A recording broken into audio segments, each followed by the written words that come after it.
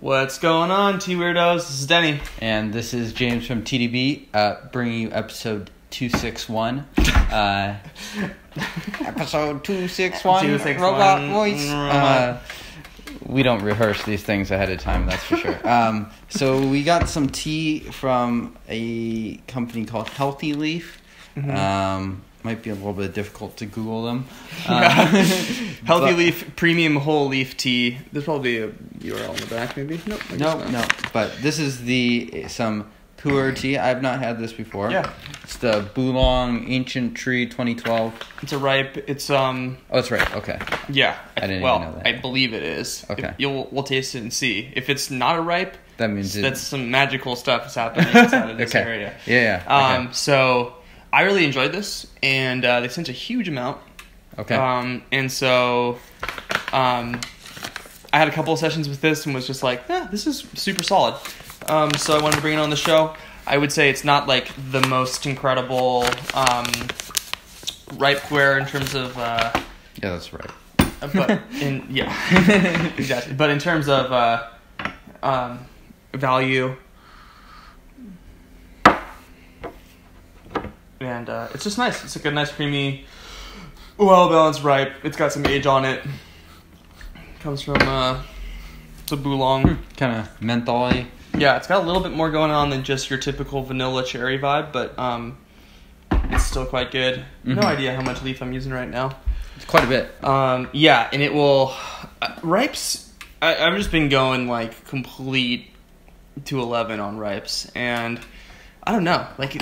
They can take it. Yeah, they really can. I feel like ripes are the tea. Yeah, I mean, you're even going left-handed on this, right? I didn't know ripes could take left-handed brewing. But ripes, yeah, I feel like they're the sort of tea where you could go light if you want and brew it for a while longer, or you could go pretty heavy and get a really thick, viscous brew. That black is going all over the place. Come on. Right. Woody camphorous vibes off of this. Yeah. Use that to mow. Are we drinking this? We are. All right. Just a little sip. This will be light. Cheers, guys. Cheers.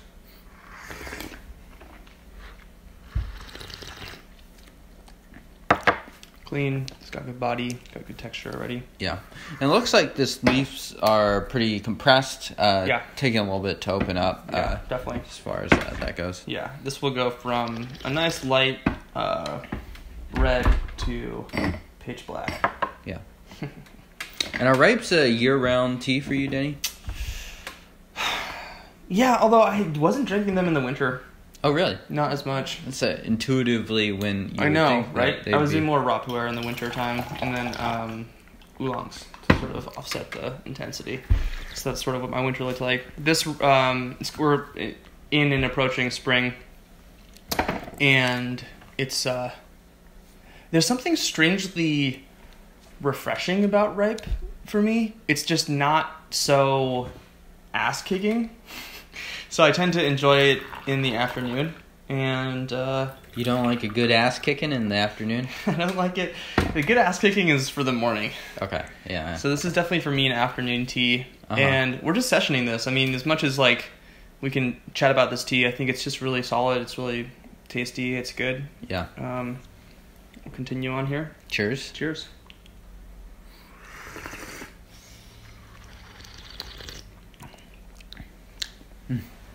A little creamy, a Mm-hmm. little woodsy. Yeah. Some drier grains. Exactly. I think it has a little bit more of that sort of oatmeal. Yeah. That's a good way to creaminess. Describe it. Yeah. And this is quite tasty. I can't tell if it's a little bit salty or if that's from the salt gargling I was doing this morning. I don't think it's too salty. Yeah. I've been... Damn you allergies. And as you can see in the cup, the actual leaves themselves are all pretty uniformly processed. It looks like not too much variety in color. The leaves aren't huge, right. but pretty small. Okay, I'd say I mean, So one interesting thing, if the leaves are that small, which it looks like they are, is that if this tea, if we had the material and it was ripe, same exact tea, but it wasn't pressed, it was loose, then we'd probably be getting a pitch black brew right now. Definitely. The compression of this is really offsetting the leaf size, so we're getting a kind of a little bit more, it's seeping out a little bit more slowly as a result. Totally, yeah. But I can already smell the approaching almost bitterness. It's funny, it's kind of like there's this sort of sensory bitterness that doesn't quite get there with these teas when you go really hard. Right. It's like kind of the front of the tongue, and it just doesn't evolve into that like just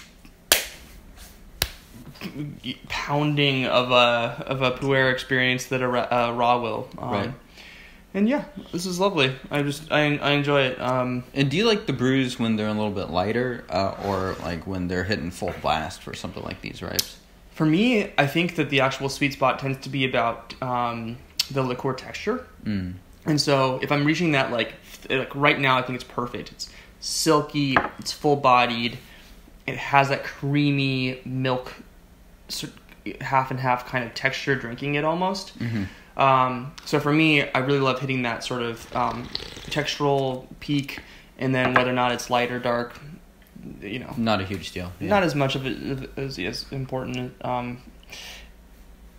Yeah, I mean, I also just think, like you said in the beginning, there's just so much space for these teas to go from light to dark and still taste remarkably palatable. So.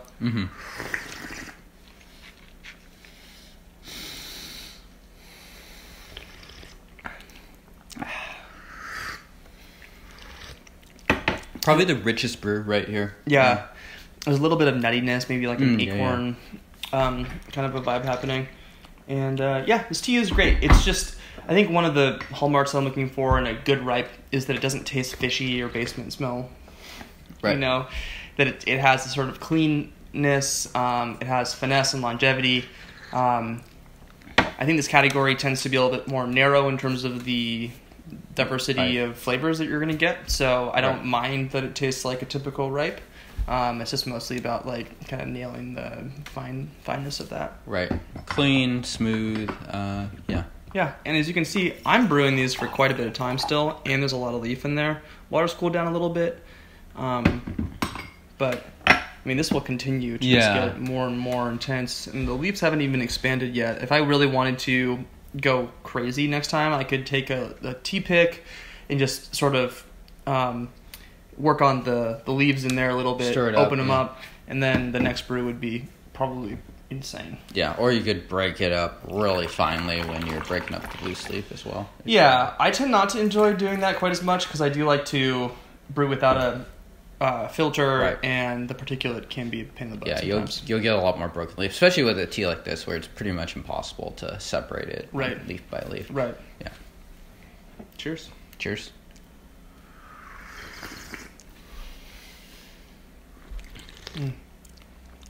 I think just the texture of this tea is really what just does it for me. It's so velvety, and yeah, it's really just got a wonderful texture. Yeah. What do you think? Do you think this will pass the mom test? Well, I guess the question ends up being this ripe is not like insane in any category, so I think it's more a question of like how does ripe do for the mom test? Yeah, totally. And I think ripe actually does okay. I don't think it's like a home run like Bulang can be, but it's certainly better than most raw Pu'erhs brewed to a sufficient potency. Yeah. I mean, like a tea like this, it's obviously a fermented product, and the taste could be a little bit foreign to a new drinker. But so I think it kind of depends on like their willingness to embrace the fermented tea. Yeah, I think. I totally agree. I think you might need to be a little bit of an adventurous eater or drinker to enjoy something like this. That being said, I think this would be a pretty approachable ripe Pu'erh if one were to try ripe. And, absolutely. Yeah. And I think that, I don't know, I could see like a fair number of people really enjoying this. It's just because it's so different than probably what they're used to, and it has such a strong velvety tea, or strong velvety mouthfeel. I think people drinking this, they'd be like, "What is this?" And then you'd be like, "This is tea," and they're like, "What?" And you can tell them the whole story of tea. That this is the same thing. Let me tell you the story of tea. Sit down, child. Yeah. My name is Deckard Cain. And so I think that it could be the case that this would be a good way of introducing people to ripe. For sure. And yeah. At the same point, conversely, like if you like to sit down with your fellow tea nerds and drink a bunch of teas, this tea maybe wouldn't make like the lineup as like the most interesting teas go. No, I don't think so. For someone already familiar with it. Yeah, absolutely. Yeah. But to be honest, getting back to, I think you made a great point about ripe just being sort of its own category, and I think that ripe Pu'erh doesn't tend to have a lot of outliers in that way either. Yeah. And so, and if it's an outlier, it might be a bad outlier. Yeah, so it's very true. Yeah. This is very much not an outlier. Yeah. It's interesting how that works out. Some of the old ripes that we've brought onto the show bring a uniqueness. That's more positive. Yeah, that I think tea nerds would really enjoy. Nevertheless, I think this is a really round, rich, and delicious tea. I definitely enjoyed it at home and thought I should bring it onto the show. And give these guys also a shout out. Healthy Leaf Tea, premium made leaf tea. I doubt that they actually pressed this themselves, although they might have. I don't know enough about it, but ripe tends to be huger productions, but who knows? I don't know. I mean, I thought this tea was a raw pour from the name coming into here, so it's clearly not. So but yeah, really delicious. Again, this is kind of one of those teas that it's just kind of great to session, and I think that for a like middle of the road tea, this is showing up quite great. So yeah, absolutely. Anyway, where can someone find out more about tea? So you can't. Unfortunately, the internet is ending at the end of this video, and all the books have been burned. It's all part of this really strange dystopic future that we're all going to be living in. There's flames just off of the camera. Momentarily, yeah. Stewie matcha ice cream stash is already burned down. Stewie has died. He's in the corner over there. He's dead. Is that too dark for TeaDB? Whatever. No, it's not. Check us out at TeaDB.org on the internet. We put it back up online for you. We called our buddy Al. Yeah. Subscribe to our YouTube channel. It's a button. It's somewhere on this page, probably. If you want to check out this tea, go ahead and give it a Google. Healthy Leaf. This is the Bulang Ancient, and this is the 2012. Right. So you might want to just Google the tea name in this case. Yeah. Do a big old long Google string to find this guy. Tasty, delicious, reasonably priced, and you can. I would definitely recommend this tea as just a solid. Especially if you've never had ripe before, this is a great introduction to a quality ripe tea. So check them out. Again, TeaDB.org. Go to the website. Subscribe to all the things. Do all the YouTube links. Check out all the Instagrams. Yeah. And I think next episode, if you guys tune in, we're going to be drinking something very, very old. Ancient. Maybe not ancient, but real old. So check us next time. Yeah. We'll see you guys then. Cheers. We're good at ending videos. Yeah. Oh, fuck. We've done this before.